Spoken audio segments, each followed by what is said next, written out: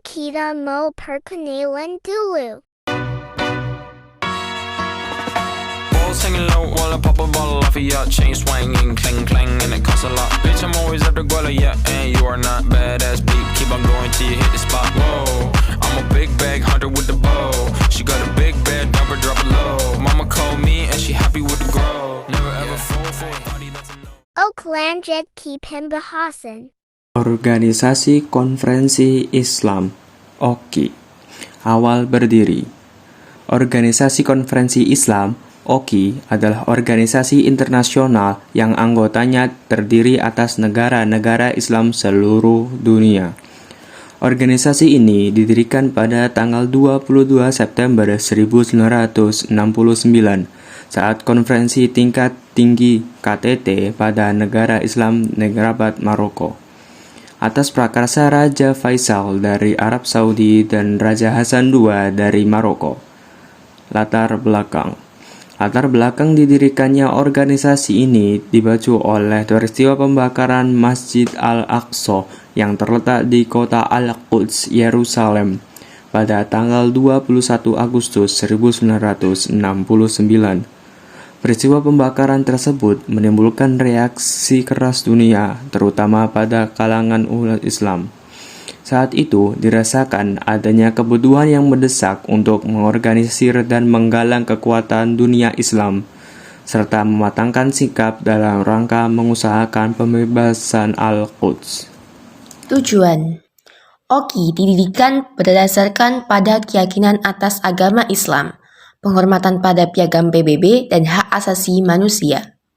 Pada konferensi tingkat menteri yang ketiga OKI bulan Februari 1972 telah diadopsi piagam organisasi yang berisi tujuan OKI, yaitu meningkatkan solidaritas Islam serta mengkoordinasikan kerjasama politik, ekonomi, dan sosial budaya antar negara-negara anggota, mendukung upaya perdamaian dan keamanan internasional, serta melindungi tempat-tempat suci Islam dan membantu perjuangan pembentukan negara Palestina yang merdeka dan berdaulat, dan bekerjasama untuk menentang diskriminasi rasial dan segala bentuk penjajahan, menciptakan suasana yang menguntungkan dan saling pengertian di antara negara anggota dan negara-negara lain.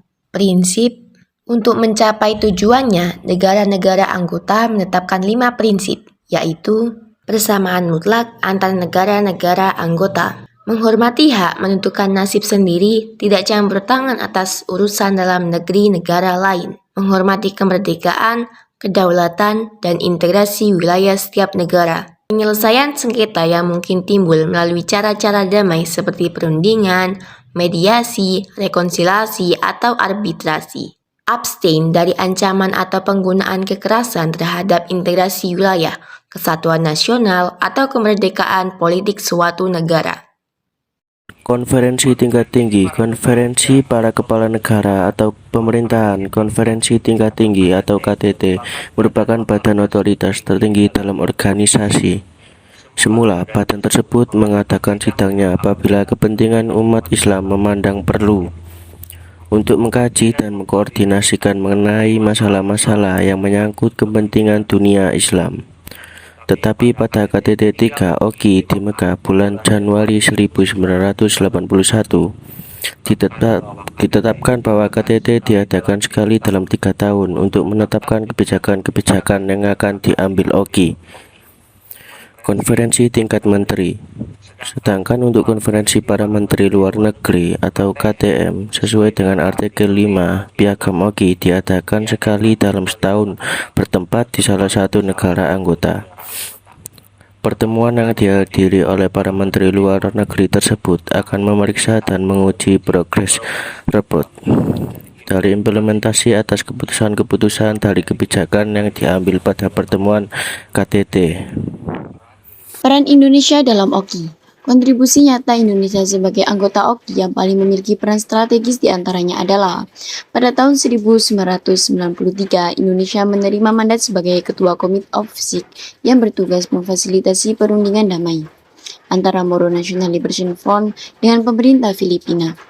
Kemudian, pada tahun 1996, Indonesia menjadi tuan rumah bagi terselenggaranya konferensi tingkat Menteri Oki ke-24 di Jakarta. Selain itu, Indonesia juga memberikan kontribusi untuk mereformasi Oki sebagai wadah untuk menjawab tantangan untuk umat Islam memasuki abad ke-21. Dari peran-peran Indonesia dalam Oki tersebut nampak dengan nyata usaha diplomasi Indonesia dalam dunia Islam yang tetap bebas dan aktif.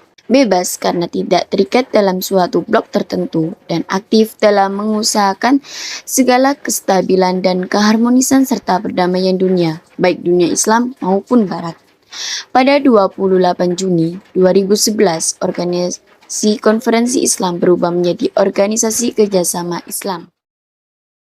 Sekian dari kami. Wassalamualaikum warahmatullahi wabarakatuh.